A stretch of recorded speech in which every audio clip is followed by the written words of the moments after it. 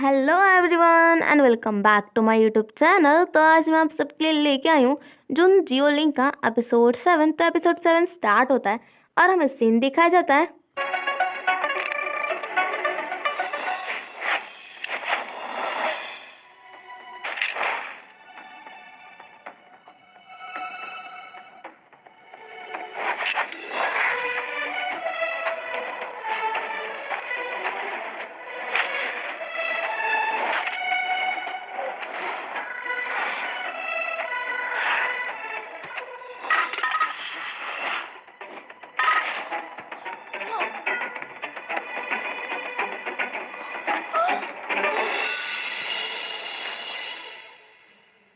अब यहाँ पर सब के सब तो खुश हो रहे होते पर बेचारा जूसन तो भाई अब उसे छोटी जुलिंग की याद आ रही होती है, क्योंकि इन दोनों के स्टेप्स तो बिल्कुल सेम टू सेम थे। है। और फिर जो युन है वो खुद भी इसकी तारीफ करने से नहीं रोक पाता। और उसके बाद जितने भी पब्लिक सब के सब कह रहे होते हैं कि वाह क्या मस्त काम किया आपने। और फिर हम नेक्स्ट में देखते हैं जहाँ पर एक वेटर आता है और वो एक ड्रग वाला चाय देता है, और बेचारी जुगलिंग तो वहाँ बहुत ज्यादा मासूम होती है, तो उसके बाद में आके वहाँ से चली जाती है पैसे लेने। अब तभी वहां पर आता है जूसन और वो कहता है जुन जन जन तुम तब तक जूलिंग कहती कि थोड़े टाइम बाद हम लोग बात करते हैं। और फिर ना दरवाजा बंद कर लेते हैं, वही विंडो। और उसके बाद हम देखते हैं जहाँ पे यांग यान के फ्रेंड कहते हैं कि हम लोग मैंने ना सारा का सारा सेटअप कर दिया और अब की बार तो वो जन जन जूलिंग नहीं बच पाएगी। और ये लोग ना बहुत अच्छा खासा मजा ले रहे होते हैं हमारी जूलिंग का। और उसके बाद जब बहुत टाइम के बाद भी वो कमरे से कुछ भी आवाज़ नहीं आती है, तो जिस पे उसकी फ्रेंड कहते हैं चलो ठीक है मैं जाके देखती हूँ। और फिर हम देखते हैं जहाँ पर युनजाओ के सारे फ्रेंड्स जो होते हैं वो उसे बहुत ज़्यादा मजाक उड़ा रहे होते हैं कि तुम जानबूझ के हारे क्या। और फिर हम देखते हैं जो मिस्टर सॉन्ग है वो अपने एक आदमी को कहते हैं कि अब की बार ना उन लोगों को किसी भी तरह से जूलिंग को मारना ही होगा। तभी वहां पर वो कमरे से एक चीख निकलती है, जिसे सुनते ही यांग यान कहती है कि क्यों चिल्ला रही हो जनसन। तभी वहां जूलिंग आती है नीचे से और कहती है कि मैं तो यहाँ पर हूँ, मैं थोड़ी चिल्ला रही हूँ। और हम देखते हैं कि वो बंदे ने तो भाई पकड़ लिया होता है उसकी फ्रेंड को। और भाई जितने भी लोग होते हैं ना अब सबके सबकी नज़र वहीं पर चली जाती है उसके फ्रेंड के पास। और हमें एक फ्लैशबैक दिखाया जाता है जहाँ पर जोलिंग कहती है कि तुम्हें किसने भेजा है, तो वो बेटा वहाँ से भागने लगता है पर जूजान उसे बेहोश कर देता है। अगले टाइम पे आती है उसकी फ्रेंड और उसके साथ ये सब हो जाता है। तो जहाँ पर वो जो लड़का होता है जिसने ये सब ड्रामा कर होता है, वो कहता है कि मुझे लगा नहीं था कि जून जैसे इतना ज़्यादा ही ब्यूटीफुल होगी। तो जो लियो आ रहा है वो कहती है कि यांग यान तुमने ये सारा काम किया था मेरे ये जूलिंग के लिए, पर देखो इसमें तुम्हारी फ्रेंड ही फंस गई। अब जहाँ पर जो उसकी फ्रेंड है वो कहती है कि यांग यान अब मैं कैसे जिंदा रह पाऊंगी, और वहाँ से रोते रोते भाग जाती है। और फिर सारी की सारी पब्लिक ना अब यांग यान को बोलने लगती है, पर वो कहती है इन सब में मेरा कोई हाथ नहीं है, यहाँ तक कि मैं तो वो लड़के को जानती तक नहीं हूँ। अब सब कह रहे थे कि आखिर ये अपने ही दोस्त के साथ ऐसा कैसे कर सकती है। तभी वहां पर हम देखते हैं कि जूलिंग को एक तलवार लगने वाली होती है कि तब तक जूजान बचा लेता है। और फिर क्या इन सब की फाइटिंग शुरू हो जाती है। और बता दो कि ये लोग ना जूलिंग को जो मारने आए थे ये मिस्टर सॉन्ग के आदमी थे। अब जहाँ पर जो लिवार है वो कहते हैं कि तो ये सब भी तुमने ही किया होगा है ना यांगयान। तो यांगयान कहती है इसमें मेरा कोई लेना देना नहीं है, ये तो साफ साफ लग रहा है कि ये सारा काम तुम्हारा ही है। और फिर जो यून है वो भी जाता है जूलिंग के पास और कहते तुम ठीक तो हो, कहते मैं तो ठीक हूँ। अब उसके बाद ना वो कहते कि मैं अपनी बहन की तरफ से मैं सॉरी कहता हूँ। और फिर वहाँ से चला जाता है और कहते कि मैं अपनी बहन को संभालूंगा। और फिर वो जो रेस्टोरेंट का ओनर होता है वो भी कहता है कि अभी हम लोग को जल्दी से रेस्टोरेंट खाली करना होगा, नहीं तो ये आप लोग की सेफ्टी का सवाल है। और उसके बाद हम देखते हैं कि जहाँ पर यांग यान कहती है कि ये सारी की सारी गलती झंझन की है, इसमें सच में मेरा कोई हाथ नहीं है। और उसके बाद जो यून है वो तो उसकी अच्छी खासी लेसन लेता है और उसके बाद कहता है देखो तुमने ये सारा काम किया था जन के लिए, पर इसमें किसका नुकसान हुआ, तुम्हारा ही ना, तुम्हारी फ्रेंड के साथ ये सब हो गया। और उसके बाद युन है वो कहते हैं कि अगर मैंने अब की बार तुम्हें मिस्टेक को सही नहीं किया तब तो तुम ये ऐसी मिस्टेक ना फ्यूचर में भी करोगे। अब जहाँ पर वो यांगन कहती कि ये सारी उसकी गलती है। अब यहाँ पर हम देखते हैं जूजान ना जूलिंग को देखने लगता है, तो वो अब क्या करे थोड़ा awkward सिचुएशन में वो कहती है कि आपको थैंक यू, जूजान को थैंक यू बोलती है मेरी जान बचाने के लिए। और उसके बाद जूजान कहता है कि तुम्हारे अभी ये वाले गेम में तुम्हारी जो स्किल्स है।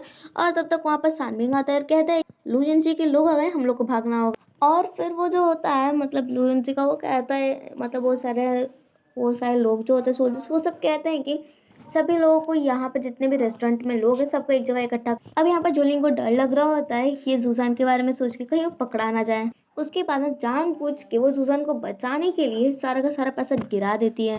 तो जिस पर सानविन कहता है कि हम लोग को भागना है या हम लोग का एक्ट करना है, हमें इन लोग से लड़ाई करनी है, तो अगर सुजान कहता है कि वो हम लोग को बचा रही है, हम लोग ऐसे थोड़ी भाग सकते। और फिर उसके बाद ना वो जो शिवा होता है वो आता है और वो कहता है कि आखिर ये सारा काम किसने किया। तभी वहाँ पर आता है युंझा और वो कहता है कि आप आखिर ये civilians I mean normal people को ऐसे कैसे कर सकते हैं। तो जहाँ पर शिवा कहता है अच्छा तो आप ही नहीं आई मीन युंझाओ निंग युंझाओ, तो उसका तो कहता है हाँ मैं ही हूँ। तो कहता है कि ये ना एम्परर का ऑर्डर है तो आप प्लीज़ ये मैटर में दखल ऐसे ना ही करें। और बाद में कहता है कि आखिर ये काम किया किसने। तो जहाँ पर जोलिंग कहती है मेरी मेड को माफ़ करना। और यहाँ पर हम देखते हैं सुसान तो कह रहा था सानबिन को शांत रहने को, पर उसे खुद गुस्सा आ रहा था। और उसके बाद वो सारे के सारे लोग आते हैं वो कमरे में सर्च करने, पर तब तक वो लोग ना कोई दूसरे सीक्रेट डोर से वहाँ से चले जाते हैं। और हम देखते हैं कि ये सारा काम और किसी का नहीं, चंची का है। उसके बाद ये दोनों थैंक यू बोलते हैं चंची को, जहाँ पर चंची कहता है अरे कोई बात नहीं। उसके बाद वो कहता है सानबिन कि वैसे तुम यहाँ क्या कर रहे हो और तुमने हमें क्यों बचाया। जहाँ पर वो चंची कहता है कि एक्चुअली क्या है कि ये वाला जो रेस्टोरेंट है इसमें हर एक रूम में एक सीक्रेट डोर है। जहाँ पर वो कहता है आई मीन सानबिन कहता है कि तुम्हें ये सब कैसे पता। अरे हाँ ना, तुम्हारा नाम तो चंची है, मतलब तुम ही यहाँ के पहले वाले ओनर थे जिसने ये वाला बेच दिया रेस्टोरेंट। जहाँ पर चंची कहता है ये मैंने नहीं, ये मेरे डैड ने बेचा है। और उसके बाद वो कहते चलो वो सब लोग चले गए। और यहाँ पर जैसे शिवा को पता चलता है कि यहाँ पर मतलब जूसा नहीं मिला, और फिर उसके बाद शिवा तो वहाँ से चला जाता है अपने सारे के सारे सोल्जर्स के साथ, और वहाँ से चेंची जूसन और सानबिंगे निकल जाते हैं। और फिर हम नेक्स्ट में देखते हैं कि युनजाओ जो होता है वो फेंग मैंशन के सामने आके खड़ा होता है। तो वहाँ से जिनशी जैसे ही गुजरते तो वो उसे देख के कहती कि आखिर तुम मेरे घर के सामने ऐसे मतलब पहरा क्यों दे रहे हो। जहाँ पर वो कहता है कि एक्चुअली मुझे ना अभी जूलिंग से मिलना है। तो जी से सुनते ही वो कहती है कि तुम्हें ये लगता है कि ये टाइम कुछ ज़्यादा ही गड़बड़ है तुम दोनों को एक साथ मिलने में। जहाँ पर वो कहता है युनजाओ की ये उसके ऊपर डिपेंड करता है कि अगर जूलिंग को मुझसे मिलना है कि नहीं। उसके बाद जो जूलिंग है वो अपना सोची होती है आज के इंसिडेंट के बारे में। तभी वहाँ पर जिनशी आती है और कहती है कि तुमसे मिलना युनझाओ आया। जिसे सुनते वो शौक होती है और कहती इतनी रात को भला युनझाओ क्या करने आया। तो फिर वो कहते ठीक है मैं बाद में बात कर लूँगी। और जाते जाते वो वहाँ से पेरू ले लेती है। और फिर वो जैसे जाके मिलती हैं युनझाओ से, तो जो युनझाओ है वो कहता है कि आप ठीक तो हो ना आज के इंसिडेंट को लेकर। वो कहती है हाँ मैं तो ठीक हूँ, और यांग कैसी है। इसे सुनते वो कहते हैं कि आप उसके बारे में अभी कैसे टेंशन ले सकती हैं।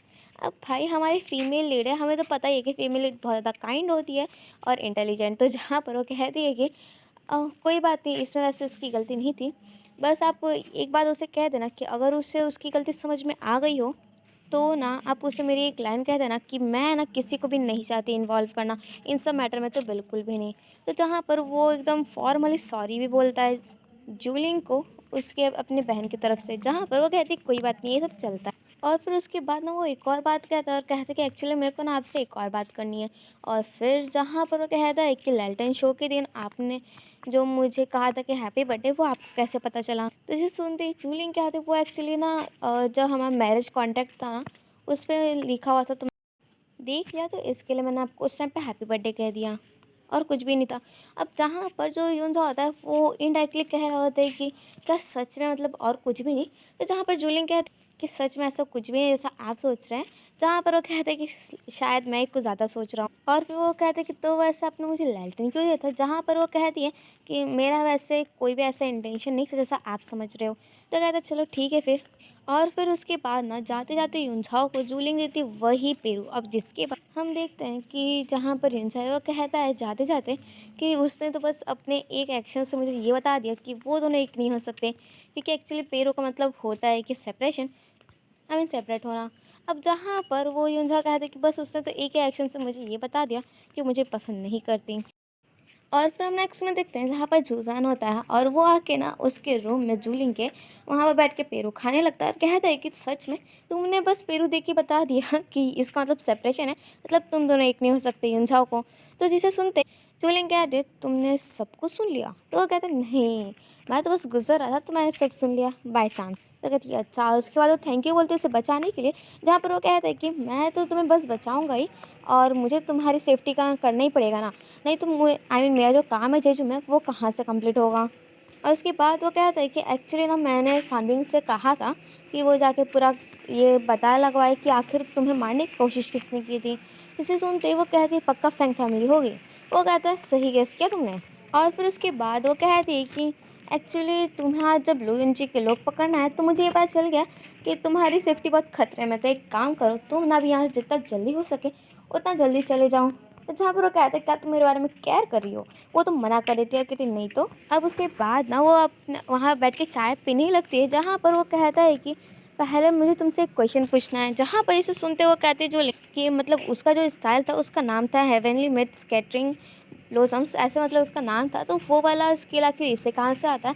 इसे सुनते ही जूलिंग कहती है कि एक्चुअली क्या है कि जो जो जूलिंग थी वो प्रिंसेस वो मेरे साथ ना 1 साल तक रही थी।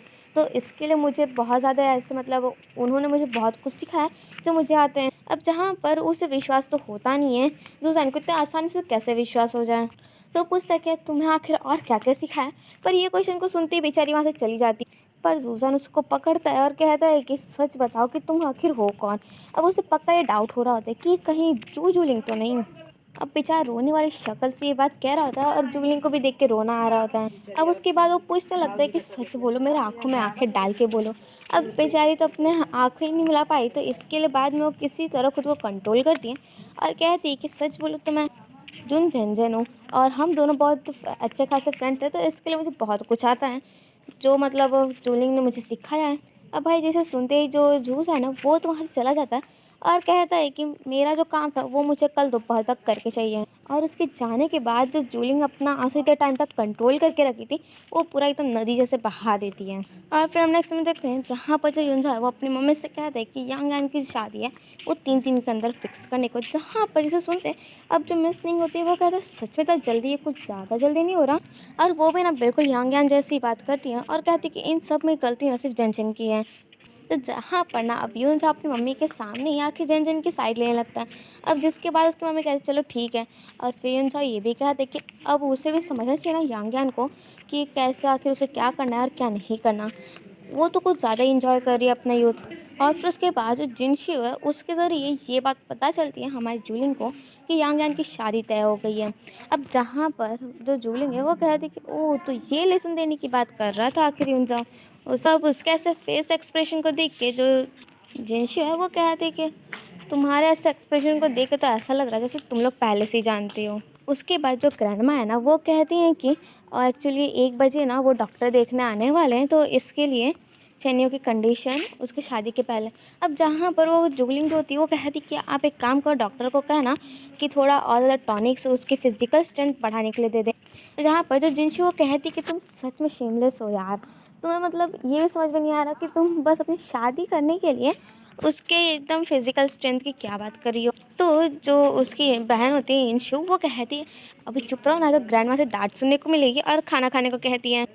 पर जो जूलिंग है वो कहती है कि एक्चुअली क्या है ना कि मुझे 1 बजे ना कहीं काम है, तो इसके लिए मैं ना डॉक्टर से नहीं मिल पाऊँगी। और उसके बाद वो जिनशु को कहती कि एक्चुअली क्या है ना कि अभी ये जो शादी है ये चेन्नू के लिए बहुत बड़ी वाली इवेंट है उसके लाइफ की। तो इसके लिए ना मैं चाहती हूँ कि वो बस अपनी ये वाली जो इवेंट है इसे अच्छे से इंजॉय करें। और फिर जब जूलिंग वहाँ से चली जाती है तो ग्रैंडमा कहती हैं जिनशु को कि तुम्हें अभी तक तुम्हारी शादी तो हुई नहीं है, तुम्हें कैसे बोलना चाहिए, अपने स्टाइल को थोड़ा देखना चाहिए। जहाँ पर जैसे सुनते सू मैडम कहती मुझे माफ़ करना, एक्चुअली मैंने ही अपनी बेटी को अच्छे से नहीं सिखाया।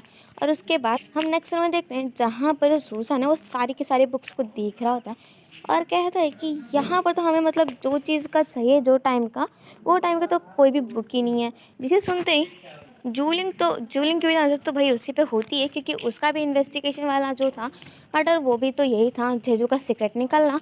अब जिसके बाद वो कहते क्या पता वो डिस्ट्रॉय हो गया हो या फिर कहीं गायब हो गया हो। जहाँ पर वो कहता है कि एक बात हाँ डिस्ट्रॉय हो सकता है क्योंकि ये बहुत टाइम पहले का है, तो इस किसी ने इस पर ध्यान भी नहीं दिया होगा। अब जहाँ पर जो जूलियन है वो भी यही बात सोचने लग जाती हैं। उसके बाद जो सील जो होता है ना मतलब जो पैटर्न जिसे बिंगार ने बताया था पैटर्न, वो पैटर्न को देख के वो कहते हैं कि क्या आपको ये पैटर्न के बारे में कुछ भी पता है। इसे सुनते जूलियन कहती है कि नहीं मैंने तो ये पैटर्न को कभी देखा भी नहीं है। वैसे ये किस चीज़ का पैटर्न है। जहाँ पर जैसे सुनते ही सुजान कहता है कि एक्चुअली पहले के सारे के सारे जो बिजनेसमैन हैं उन लोग का अपना अलग अलग सील हुआ करता था। और जो मैटर को मैं इन्वेस्टिगेट कर रहा हूँ ना, उसमें ये वाला जो सील है इसका बहुत अच्छा खासा हाथ है। तो अगर मेरे को ये सील का पूरा सीक्रेट पता चल गया ना, तो मेरा जो मैटर है वो आधा सॉल्व हो जाएगा, या शायद पूरा।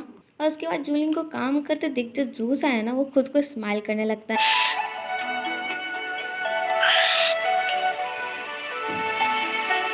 और उसके बाद वो अपने नॉर्मल एटीट्यूड में आता है, कहता है कि एक्चुअली कल के लिए सॉरी, मैं कुछ ज़्यादा इमोशनल हो गया था। तो वो कहते हैं अरे कोई बात नहीं, सब चलता रहता है।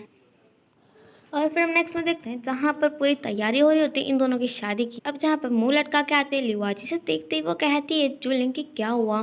जिसे सुन लिवार कहती है कि बाहर जितने भी लोग हैं ना, सबके सब बहुत बुरा भला बोल रहे हैं। अब जैसे सुनते जूलिंग कहती है कि बोलने दो उन लोग को। अब जब वो लोग देखेंगे ना कि जो चेने में अच्छे से खड़ा हो गया, तब देखना वो लोग खुद आएंगे हम लोग को कॉन्ग्रेचुलेशन देने के लिए। अब जहाँ लिवार भी कहने लगती है कि आखिर आपने इतने अच्छे खासे युंजाओ के साथ शादी तोड़ के भला ये छन्नू के साथ शादी क्यों कर रही हो। और फिर हम नेक्स्ट में देखते हैं जहाँ पर इन दोनों की शादी की पूरी रस्म होने लगती है। और फिर वो टाइम पे जूलिंग सोच रही होती कि मैंने अपनी ज़िंदगी में पूरे 3 बार शादी की है। पहला लू युनची, और दूसरा निंग युनजाओ, और तीसरा चेनी। जो पहला लू युनची, ये सब तो बस मेरे लिए एक सपना था। और दूसरा जो युनजा, उसके तो लिखा ही है कि वो तो भाई मेरे को मिस करता रहेगा। और रही बात ये चेन्नू की, जो मेरा कज़िन है, वो डिप्रेशन में ही रहता है हर टाइम पे। पर एक बात है कि ये तीनों की तीनों शादी में से कोई भी शादी मेरी असली नहीं है। और फिर वो खुद से क्वेश्चन पूछते कि क्या मेरे लाइफ में ऐसा, मतलब मेरी कोई रियलिटी में शादी होगी भी कि किसी से कि नहीं। अब इसी के साथ ना हमारा जो एपिसोड 7 ऑफ जून ज्यूलिंग यहीं पर होता है ख़त्म। Thank you, bye bye. मुझे पता है कि इसमें लास्ट के टाइम पे थोड़ा आवाज़ मेरा कम हो गया। एक्चुअली मैं ना अभी गाँव में हूँ। आपको पता है कि गाँव में क्या बवाल तरीके से, मतलब हमारी जो वॉइस है कितना वाइब्रेट करती है। इसकी वजह से मुझे थोड़ा धीरे धीरे बोलना पड़ रहा है। Bye bye, thank you.